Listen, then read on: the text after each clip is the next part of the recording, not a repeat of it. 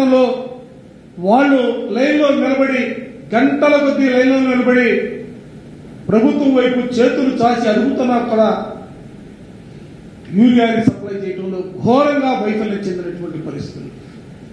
చంద్రబాబు నాయుడు గారు మీరు ఆలోచన చేయాలా? ఇవాళ సమాజానికి పట్టిడన్నం పెట్టే రైతన్న, ఆ రైతన్న కళ్ళల్లో నీరు చిరిగితే, నీరు కారితే ఈ రాష్ట్ర ప్రభుత్వం కాదు, చరిత్రలో మనం చూసాం, రాజ్యాలు కూలిపోయాయి. దేశంలో కూడా అనేక రాష్ట్రాల్లో రైతాంగం ఉసురు కొట్టుకున్నటువంటి ప్రభుత్వాలు కొట్టుకుపోయినటువంటి సందర్భాలు మనం కూడా చూస్తా ఉన్నాం. అందుకే నేను ఈ రోజున మీకు చెప్పదలుచుకున్నా, రైతాంగం ఉసురు కొట్టుకుంటా ఉంది, రైతాంగాన్ని ఇబ్బందులు పెడతా ఉన్నారు. తప్పనిసరిగా దీనికి సంబంధించినటువంటి ప్రతిఫలం మీరు అనుభవించక తప్పదు. కూటమి ప్రభుత్వం కొట్టుకుపోవటం అనేది భవిష్యత్తులో రైతాంగం వాళ్ళు ఇచ్చే తీర్పులనే మీకు స్పష్టంగా కనబడబోతుందన్న అంశాన్ని కూడా ఈ సందర్భంగా చెప్తా ఉన్నాం. మీరెప్పుడు కూడా పదే పదే చెప్పే వ్యాపారస్తులు కానీ, పారిశ్రామికవేత్తలు కానీ, ఏదైనా 1 సంవత్సరమో 2 సంవత్సరాలు తమ చేసే వ్యాపారాల్లోనూ లేకపోతే వాళ్ళు చేసే పారిశ్రామిక రంగంలో నష్టం వస్తే వాటిని మొదలుపెట్టి ఆల్టర్నేటివ్ వ్యాపారాలకి, ఆల్టర్నేటివ్ పారిశ్రామిక రంగంలో వాళ్ళు వెళ్తూ ఉంటారు. కానీ ఇక్కడ గమనించాల్సింది, రైతాంగానికి 1 సంవత్సరం నష్టం వచ్చినా, 2 సంవత్సరాలు నష్టం వచ్చినా, 3 సంవత్సరాలు నష్టం వచ్చినా రైతు నమ్ముకున్నటువంటి భూమిని వదిలిపెట్టి ఎక్కడికి పోడు. ఆ భూమిని నమ్ముకుంటాడు, ఆ భూమిలోనే వ్యవసాయం చేస్తాడు. ఆ భూమిలోనే వ్యవసాయం చేయడం ద్వారా ఇందాక చెప్పినట్టుగా సమాజానికి పట్టెడన్నం పెట్టగలిగినటువంటి పరిస్థితుల్లో హోంలాగా రైతు బతకాలని కళ్ళని అంటా ఉంటాడు. ఆ కళ్ళు ఉన్నటువంటి రైతాంగాన్ని వాళ్ళు ఏం చేయబోతా ఉన్నాం?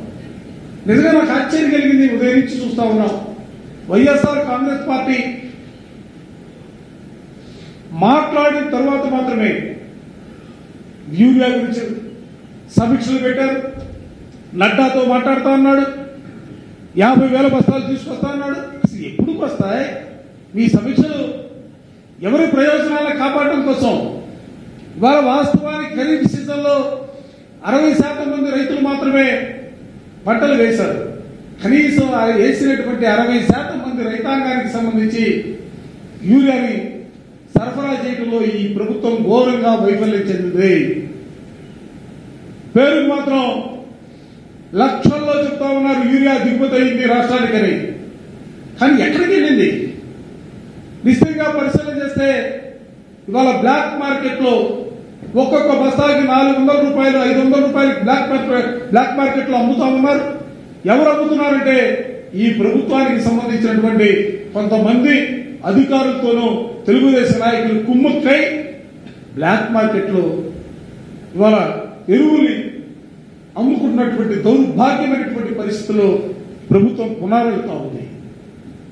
నేను కూడా అడగదలుచుకున్నా, రైతాంగం పక్షాన వైఎస్ఆర్ కాంగ్రెస్ పార్టీ ఈ రోజున ర్యాలీలకి ప్రభుత్వాన్ని మేలుకొల్పే విధంగా వినతి పత్రాలు ఇవ్వాలని కార్యక్రమానికి పిలిపిస్తే అసలు మీరు ఏం చేశారు? నిన్న నుంచి మొదలు పెట్టారు.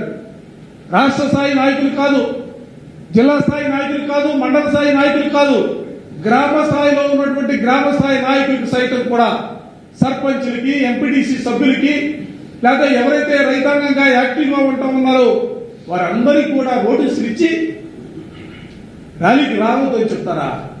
వస్తే కేసులు పెడతామని చెప్తారా? జైల్లో వేస్తామని చెప్తారా? అంటే మీరు చెబితే, మీరు భయపెడితే, మీరు నోటీసులు ఇస్తే, పోలీసు ఆంక్షలు పెడితే రైతాంగం ఆగుతారా? తమ ఆకలి కేకల్ని చెప్పడం కోసం ఈ రోజు రాష్ట్ర వ్యాప్తంగా 74 చోట్ల కూడా పెద్ద ఎత్తున రైతాంగం తరలి వచ్చారు. ఆంక్షల్ని, నిర్బంధాలను పక్కన పెట్టి ఇవాళ మా కడుపు ఘోష వినండి, మా మాటలు ఈ ప్రభుత్వం వినాలా? ఏదో రేపు 10వ తారీఖున సభలు పెట్టారు, సూపర్ 6 సూపర్ హిట్ అంట. అసలు సూపర్ 6 ఎక్కడా, సూపర్ హిట్ ఎక్కడా?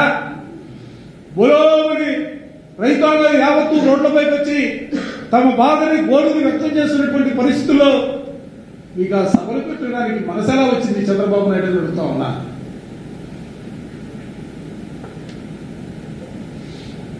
వైఎస్ఆర్ కాంగ్రెస్ పార్టీ నాయకుల్ని నోటీసులు ఇచ్చారు. సరే, రోడ్ల మీదకి వస్తే శ్రీకాకుళం నుంచి మొదలు పెట్టుకుంటే అన్ని చోట్ల కూడా అనేక చోట్ల ధర్మాన కృష్ణదాస్ గారిని ఆయన్ని అడ్డుకున్నారు. ఇంట్లోనే హౌస్ అరెస్ట్ చేసినటువంటి పరిస్థితులు. జమ్ముల మడుగులో రామసుబ్బారెడ్డి గారిని ఎమ్మెల్సీ గారిని చేశారు.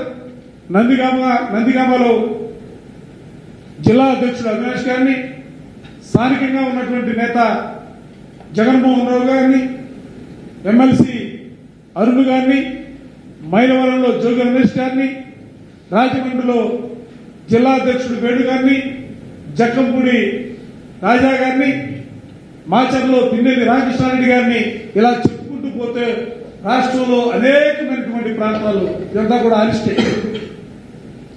అనేక చోట్ల హౌస్ అరెస్ట్ చేశారు. బయటికి రాకుండా అడ్డుకున్నారు. అసలు ఇది ప్రజాస్వామ్యంలో